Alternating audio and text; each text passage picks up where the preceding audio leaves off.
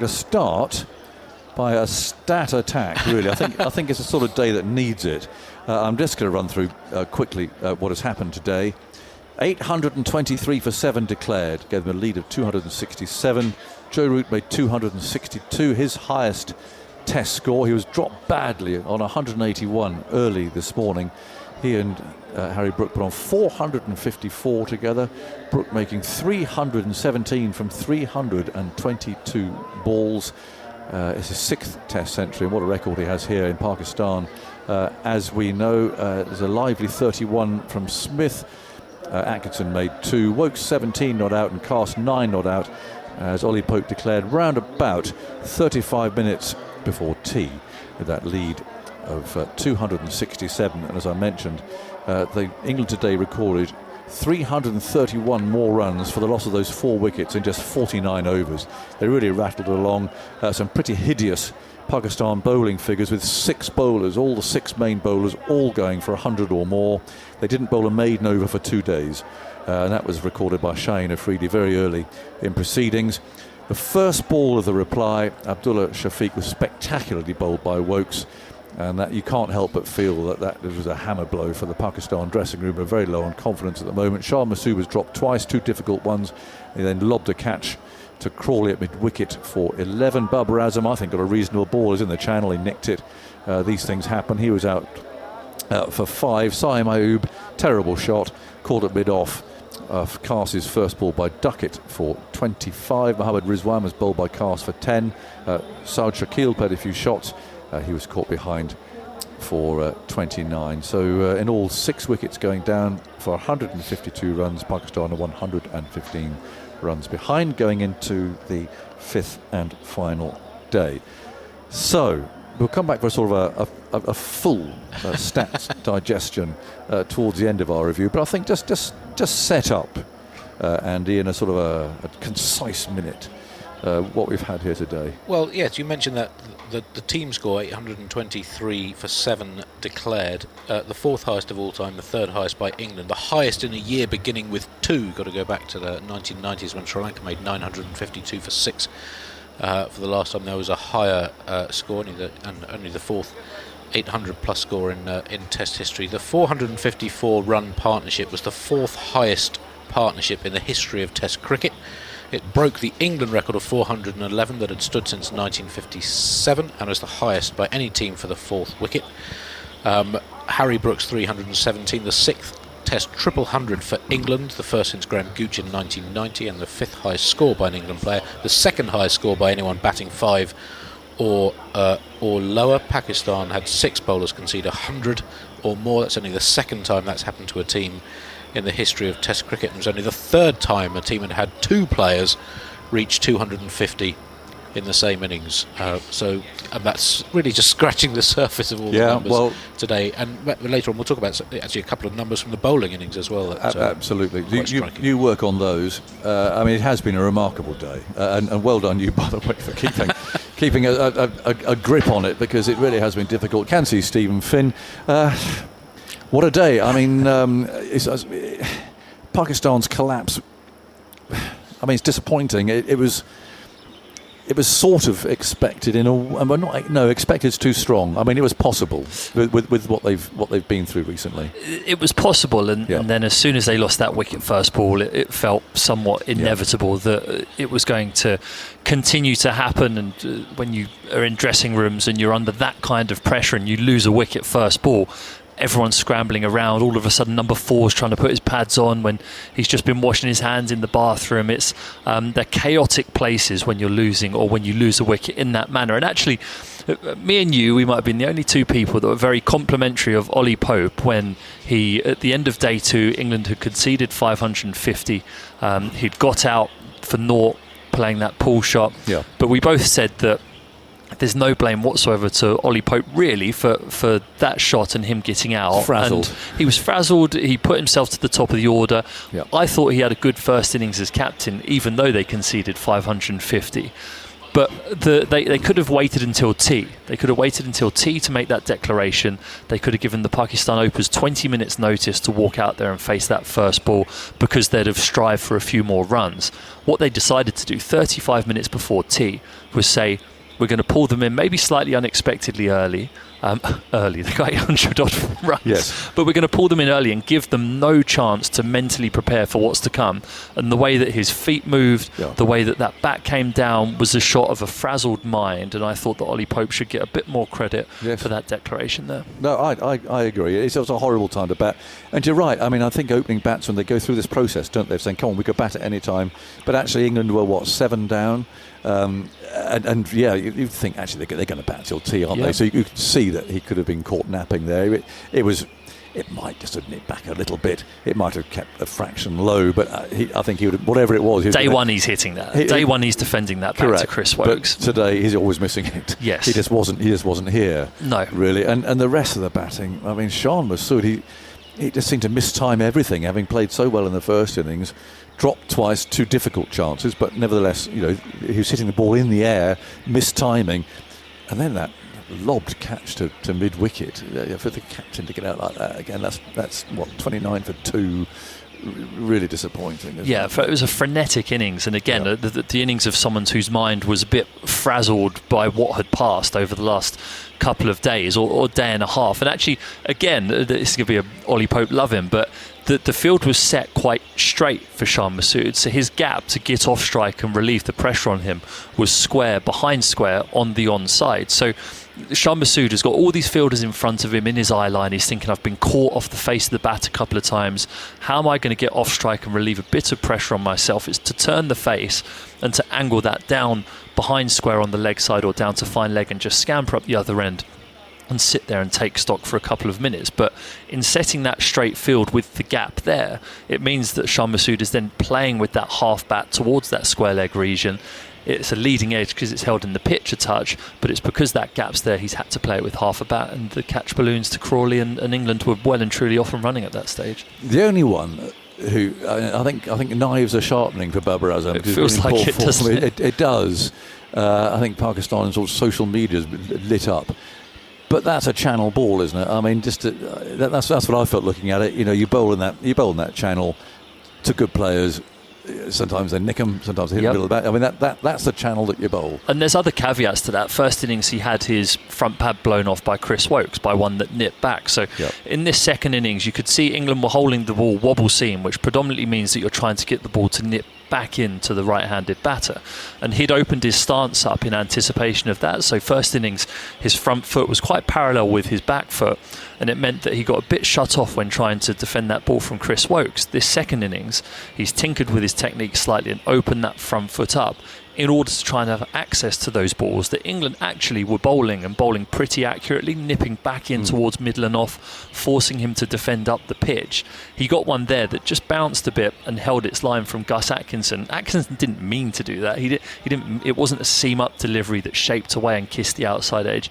It was wobble seam that has just held its line off that, and because Gus Atkinson bowls from so tall, it just bounced that little bit more, and it was a lovely delivery that caught the outside edge. It was good bowling, but no blame to Babar Azam whatsoever. I don't think so. I think we shall watch this space. Joe Root's giving interviews down there. We will hear from him shortly. It's 152 for 6 at the close of play here. Pakistan 115 runs behind, and England have had a pretty good session there, or a very good session with the ball. So where do we start as far as England's batting is concerned? I mean, Andy's read out some of the records there just briefly about what we've seen today. Let's start with Joe Root, because 262, he was saved a couple of times with those inside edge. If you look at, if you really analyse an innings, because whereas Brooks I think was absolutely completely flawless, Root was really dropped badly on 181 today. These things happen, don't they? And you end up getting your highest test score. But for him to play so relentlessly and to fight through the effects of yesterday, where he could barely get off the field, it's a remarkable performance. Never hurried. I mean, 325 balls for his 262, only hit 17 fours. it's not a huge number, is it? And yet England was still rattling on at that rate. But he ran so much. I'd love to know how many threes he ran within the innings as well. But to score 262 and only hit 17 boundaries, Harry Brook, in contrast, 317, hit 29 fours and 3 sixes, so far less running. No wonder he looked fresher when he walked off the pitch than Joe Root did. But Joe Root did the really difficult work actually building those partnerships with Crawley and then Duckett, promoted up to number 3 where he ideally doesn't like batting, brought to the crease early because of that early Ollie Pope dismissal. He had to do a lot of work actually in the early parts of that innings to negate Pakistan, and you could see every time that Pakistan felt as though they were in the game, their energy went up, they were circling around the batters, and he just had to keep sucking the life out of Pakistan, and he earned the right then for those drops and the ability or being allowed to score those runs, and he laid the way for Harry Brook to go on and play that brilliant innings that he did. It was a wonderful lesson in subcontinental endurance, technique, concentration and skill, and befitting that he went past Sir Alistair Cook during that innings as well. Yeah. Just quickly on those threes, Joe Root hit 12 threes to go 27 twos. Brook hit 4 threes, 31 twos. Although, of course, Brook had to run all of Root's threes as well. They were both clocking up some miles. Didn't you work out 3.75 miles? There was still quite a long time to go in his innings. Also, Root's already opened up a gap of almost 200 runs over Alistair Cook in the all-time England runs chart. So Cook's, if he's going to come out of retirement, he's going to have a bit of work to do. Yeah. In the end, I mean, he just missed a straight ball. Really. I think finally exhaustion really did overcome him. Salman, the part-time spinner, really having to bowl because Abrar, just to add to Pakistan's woes, was in hospital. So I hope he's going to be all right. But he was obviously unable to bowl today. But he just basically missed a straight ball. He walked straight off. He didn't even wait for the decision. He'd gone, I think, by then. Yeah, I think he was seeing the ball so well he could have done the umpire's job for him. He just went back to one that maybe was a touch full to go back to, and it was the shot of a tired man, but understandably tired. OK, let's hear now from England's triple centurion Harry Brook. He's been speaking to Simon Mann. Well, Harry, I know you like these Pakistan pitches, but 317 is something else. How do you reflect on that? I don't think it's quite sunk in yet. I felt like I played well and tried to cash in on a good wicket. How much did it help having Joe Root at the other end? Yeah, he's obviously the best. He's one of the best, and he's England's greatest ever. So to have him at the other end was awesome, and he makes the game look so easy. So it comforts you a bit when you're out there. Yeah, I'm saying, how much is he helping you as you go? To be honest, we didn't talk much at all. It was just a fist pump in the middle, and we were pretty knackered when we were out there. It was hot, and it was tough work running in between the wickets, and there wasn't much conversation, to be honest.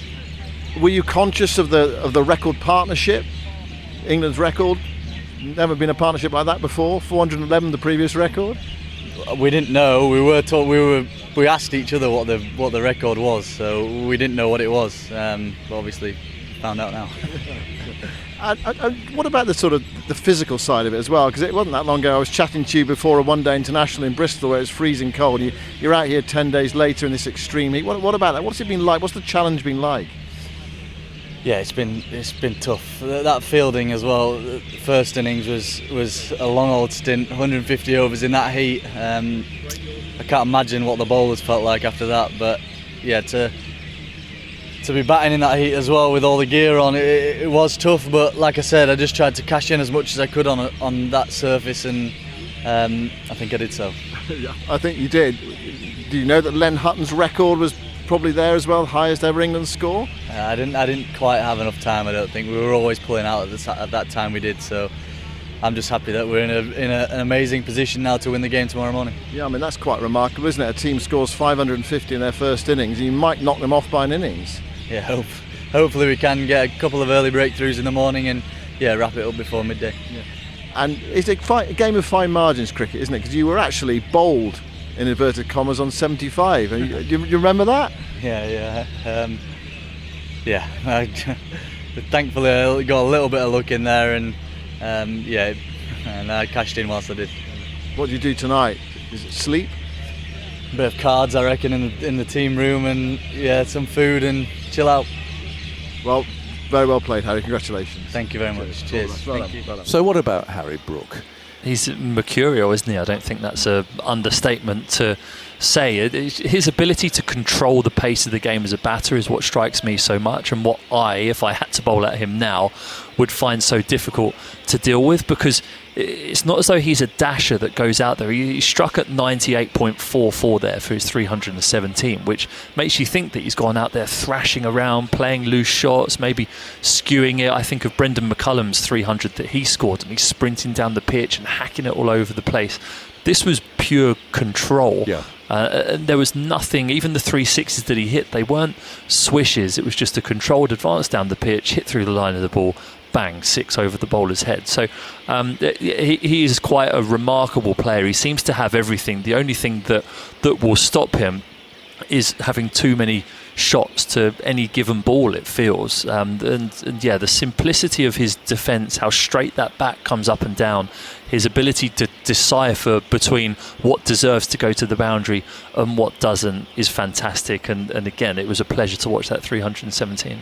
We can catch up with Simon Mann's chat with Joe Root. Well, many congratulations, Joe. It's hard to know what record to start with, but how do you sort of sum up what's happened over the last couple of days?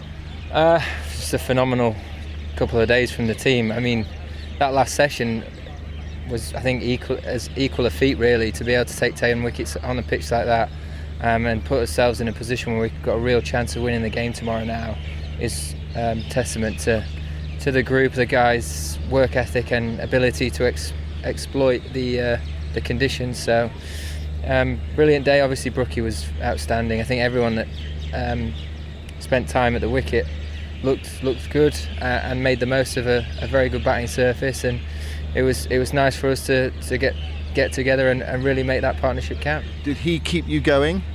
Well, I think we keep each other going, and we have a good laugh out there together. We've played a lot of cricket, whether it be for Yorkshire or England now, with one another, and you know, he does make you laugh, just sometimes without even trying. But he's good fun to play with. I mean, are you conscious of what you've achieved? You personally, I mean, you're England's leading run scorer. You did that yesterday. It's the highest partnership ever by 2 England players in a Test match. Your highest Test score. How do you reflect on those? Yeah, they're pretty cool things. I mean, they'll mean a lot more if we finish well tomorrow and we can win this Test match. But as I say, that you know, you look at the situation that we're in. They've 550 on the board, and for us to now be this far ahead of the game, I think that's the most pleasing thing, to find a way of just eradicating that scoreboard pressure, being able to score as freely as we have, to then set a game up and really have a chance of winning is why we play how we play, and why it's so important that we keep looking to apply pressure for long periods of time and make it difficult for bowlers to tie us down. And a good example of when it works, what it looks like. So, you know, so many good things to come from it, and you know, I'm really pleased for Brookie. Obviously, the way he played, I mean, throughout the whole innings was very impressive, but in particular the way he took the game to them in the back end of it. See him get 300. You know, I've not seen an England player get a 300 before, so it's pretty cool to say that you're part of it. Well, you had the best seat in the house, but I mean, you played your part as well. I mean, of course you did. I mean, you know, a double 100, your 6th double 100. What about the record, the leading run scorer record? I mean, you probably knew you were going to do it at some point. What does that mean to you? Not a lot at the minute, to be honest. I feel like I'm going to play a lot more cricket for England. It's obviously nice, and I'm sure when I finish my career I'll look back on it and be extremely proud of it. But you know, I feel like I've got a lot of batting left to do, and when it's, you know, at the right time, I'm sure it'd be a nice thing to, I'd say, look back on. But yeah, I feel like I want to contribute for a long while yet, and keep trying to make big scores like in this game, and hopefully win Test matches from it. What about your celebrations? I mean, they're quite muted. Is it just so physically demanding out there? Yeah, it's quite hot. I think that there was a little, probably a lack of emotion due to partly down to the heat, and